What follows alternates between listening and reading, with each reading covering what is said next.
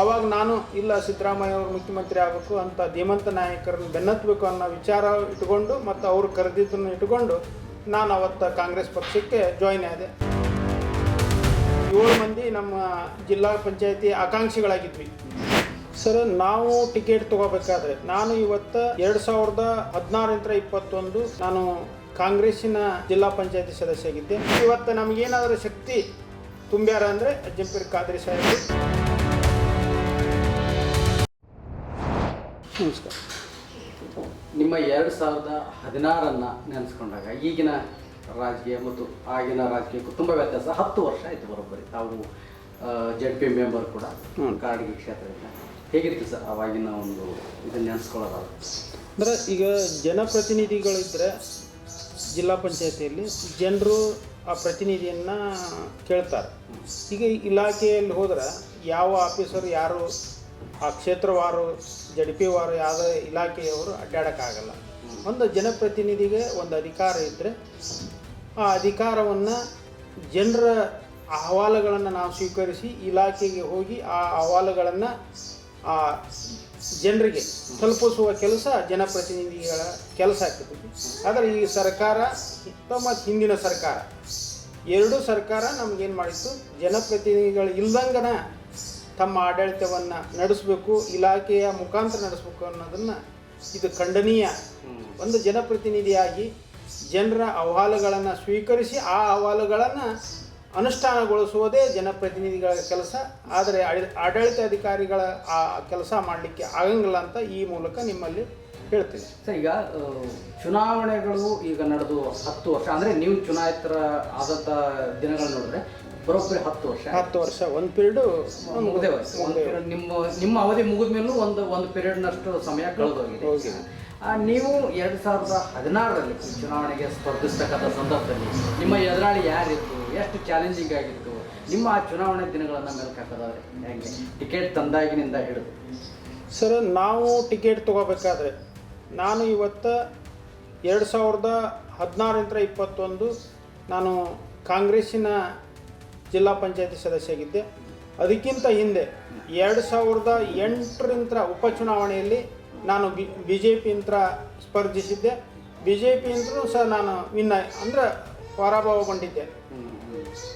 ಅವತ್ತು ನನಗೆ ಇಲ್ಲ ಮುಂದಿನ ಚುನಾವಣೆಗೆ ನಿಮ್ಗೆ ಟಿಕೆಟ್ ಕೊಡ್ತೀವಿ ನಿಮ್ಮ ತಾಯರಿಗೆ ಅಂತ ಹೇಳಿದಾಗ ಆ ಪಾರ್ಟಿಯನ್ನು ಬಿಟ್ಟು ನಾನು ಸುಮ್ಮನೆ ಇದ್ದೆ. ಪಕ್ಷೇತರ ಮಾಡಿದೆ ನಮ್ಮ ತಾಯರದು. ನಾನು ಅವತ್ತು ನಮ್ಮ ತಾಯಿ ಪಕ್ಷೇತರ ಆಗಲಿಲ್ಲ, ಸೋತರು. 2008 ಮುಂದೆ ವೈ ಚುನಾವಣೆ, ಅದಕ್ಕಿಂತ ಈ ಶೋಭಾ ನಿಶಿಮಗೌಡರು ಅವರು ಸ್ಪರ್ಧಿಸಿದ್ರಲ್ಲ, ಅವತ್ತು ನಾನು ಬಂಡಾಯ BJP ಅಂತ ಸ್ಪರ್ಧಿಸಿದ್ದೆ. ಆದರೆ ನಮಗೆ ಮತಗಳು ಬಂದಿದ್ವು, ಆದರೆ ಗೆಲ್ಲುವ ಮತಗಳು ಬರಲಿಲ್ಲ. ಅದನ್ನು ಬಿಟ್ಟರೆ ನೆಕ್ಸ್ಟು ನಾನು ಕಾಂಗ್ರೆಸ್ಸಿಗೆ ಇಲ್ಲಿಯ ಸೈಯದ್ ಅಜ್ಜಂಪೀರ್ ಖಾದ್ರಿ ಅವರು ಮಾಜಿ ಶಾಸಕರು ನಮ್ಮನ್ನ ಇಲ್ಲ ಬಾ ನಮ್ಮ ಕಾಂಗ್ರೆಸ್ ಪಾರ್ಟಿಗೆ ಬಾ ಅಂತಂದರು. ಅವಾಗ ನಾನು ಇಲ್ಲ ಸಿದ್ದರಾಮಯ್ಯ ಅವರು ಮುಖ್ಯಮಂತ್ರಿ ಆಗಬೇಕು ಅಂತ ಧೀಮಂತ ನಾಯಕರನ್ನು ಬೆನ್ನತ್ತಬೇಕು ಅನ್ನೋ ವಿಚಾರ ಇಟ್ಕೊಂಡು ಮತ್ತು ಅವರು ಕರೆದಿದ್ದನ್ನು ಇಟ್ಕೊಂಡು ನಾನು ಅವತ್ತು ಕಾಂಗ್ರೆಸ್ ಪಕ್ಷಕ್ಕೆ ಜಾಯ್ನ್ ಆದೆ. ಅಲ್ಲಿಯ ಒಂದು ವಾತಾವರಣ ಅಲ್ಲಿ ನಾವು ಇಲ್ಲಿ 7 ಮಂದಿ ನಮ್ಮ ಜಿಲ್ಲಾ ಪಂಚಾಯತಿ ಆಕಾಂಕ್ಷಿಗಳಾಗಿದ್ವಿ. ಒಬ್ಬ ಸುರೇಶ್ ಗೌಡ್ರ ಪಾಟೀಲ್ ಅಂತ ಅವರಾಗಿದ್ದರು, MD ಕಾಲೇಬಾಗ್ ಅಂತ ಆಗಿದ್ದರು, ಬಸವರಾಜ್ ಅಂಗಡಿ ಅಂತ, ಸುರೇಶ್ ಗೌಡ್ರ ಪಾಟೀಲ್, ಕುಮಾರ್ ಎಲುಗಿ, ಬಸವರಾಜ್ ಸಾಲಿ ಅಂತ, ಹೀಗೆ ಅನೇಕರು ಸ್ಪರ್ಧಿಸಿದ್ರು. ಅವತ್ತು ನಾನು ಆ ಲೈನ್ಯಾಗ ನೋಡಿದರೆ ನಾನೇ ಸಣ್ಣವ ಮತ್ತು ಆರ್ಥಿಕವಾಗಿ ನಾನು ಸಣ್ಣವ.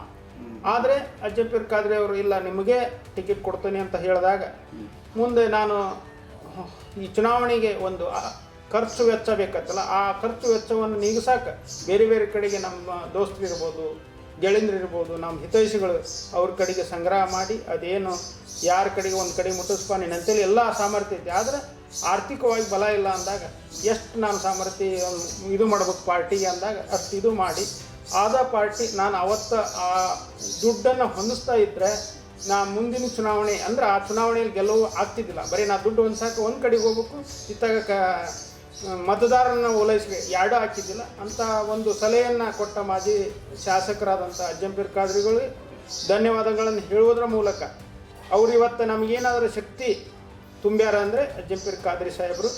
ಅವರು ಇವತ್ತಿನ ಪ್ರಸ್ತುತ ರಾಜಕಾರಣಕ್ಕೆ ಇವತ್ತು ನಾವು ಯಾರು ರಾಜಕಾರಣಿಗಳು ಇರಬೇಕೋ ಅವ್ರ ಕೂಟಾಗಿದ್ದಾಗ ನಮ್ಮ ಕ್ಷೇತ್ರದ ಅಭಿವೃದ್ಧಿ ಆಗ್ತೈತಿ. ಅದರ ಸಲುವಾಗಿ ನಾವು ಇವತ್ತು ಶಾಸಕರಾದಂಥ ಯಾಸೀರ್ ಖಾನ್ ಪಠಾಣ್ರವರ ಒಂದು ಅವ್ರ ಹಿಂದೆ ಮತ್ತು ನಮ್ಮ ಊರಿನ ಅಭಿವೃದ್ಧಿ, ನಮ್ಮ ಕ್ಷೇತ್ರದ ಅಭಿವೃದ್ಧಿ ಸಲುವಾಗಿ ನಾವು ಇವತ್ತು ಕೆಲಸ ಮಾಡಾಕುಂತೀವಿ. ಅವ್ರದ್ದು ನಮ್ಮ ಸಹಕಾರ ಐತಿ. ಅಂಥ ಸಹಕಾರದ ಮೂಲಕ ಮುಂದೆ ಚುನಾವಣೆ ಇವತ್ತು ಈಶ್ವರ್ ಖಂಡ್ರೆ ಅವರ ಗ್ರಾಮೀಣಾಭಿವೃದ್ಧಿ ಸಚಿವರಾಗ್ಯಾರ, ಮೊನ್ನೆ ಹೇಳಿಕೆ ಕೊಟ್ಟರೆ ಆ ಹೇಳಿಕೆ ಪ್ರಕಾರ ನಮ್ಮ ಚುನಾವಣೆ ನಡೆದು ಅಂದರೆ ಮುಂದಿನ ಅನೇಕರು ಜನಪ್ರತಿನಿಧಿಗಳಾಗ್ತಾರೆ. ತಾಲೂಕ್ ಪಂಚಾಯತಿ ಆಗ್ತಾರೆ, ಗ್ರಾಮ ಪಂಚಾಯತಿ, ಜಿಲ್ಲಾ ಪಂಚಾಯತಿ, ಅನೇಕ ಜನಪ್ರತಿನಿಧಿಗಳಾಗ್ತಾರೆ. ಅಂಥ ಜನಪ್ರತಿನಿಧಿಗಳು ಇವತ್ತೇನಾದರೂ ಆಗಿದ್ದೇ ಆದರೆ ಜನರ ಸಮಸ್ಯೆಗಳನ್ನು ಇಲಾಖೆವಾರು ನಾವು ಹೋಗಿ ಕೆಲಸ ಮಾಡಿದಾಗ ಆ ಮತದಾರರಿಗೆ ನಾವು ಒಂದು ಕೃತಜ್ಞತೆ ಸಲ್ದಂಗೆ ಆಕತಿ. ಅದಕ್ಕೆ ಇಂಥ ಆಡಳಿತ ಅಧಿಕಾರಿಗಳ ನೇಮಕ ಮಾಡೋದ್ರಿಂದ ನಮಗೇನು ಜನರ ಕೆಲಸ ಮಾಡಲಿಕ್ಕೆ ಆಗಂಗಿಲ್ಲ. ಅದಕ್ಕೆ ಶೀಘ್ರದಲ್ಲಿ ಇವತ್ತಿನ ಈ ಸರ್ಕಾರ ಜನರ ಅಹವಾಲುಗಳನ್ನು ಮತ್ತು ಜನಪ್ರತಿನಿಧಿಗಳ ಅವರು ಜನಪ್ರತಿನಿಧಿಗಳು, ಈ ಜನಪ್ರತಿನಿಧಿಗಳು ಇದ್ದಾಗ ಮಾತ್ರ ಈ ಸರ್ಕಾರ ಅಥವಾ ಒಂದು ವ್ಯವಸ್ಥೆ ಸರಿಯಾಗಿ ನಡೀತೈತಿ. ಅದಕ್ಕೆ ಅಂಥ ವ್ಯವಸ್ಥೆಯನ್ನು ನಡೆಸಲಿಕ್ಕೆ ಇವತ್ತಿನ ಮುಖ್ಯಮಂತ್ರಿಗಳು ಮತ್ತು ಎಲ್ಲ ಸಚಿವ ಸಂಪುಟ ಸದಸ್ಯರು ಅದನ್ನು ತೀರ್ಮಾನ ಮಾಡಿ ಈ ಚುನಾವಣೆಯನ್ನು ನಡೆಸಲಿಕ್ಕೆ ತಾವು ಸಹಕರಿಸಬೇಕು ಅಂತ ಈ ಮೂಲಕ ನಾನು ಒತ್ತಾಯ ಮಾಡ್ತೀನಿ.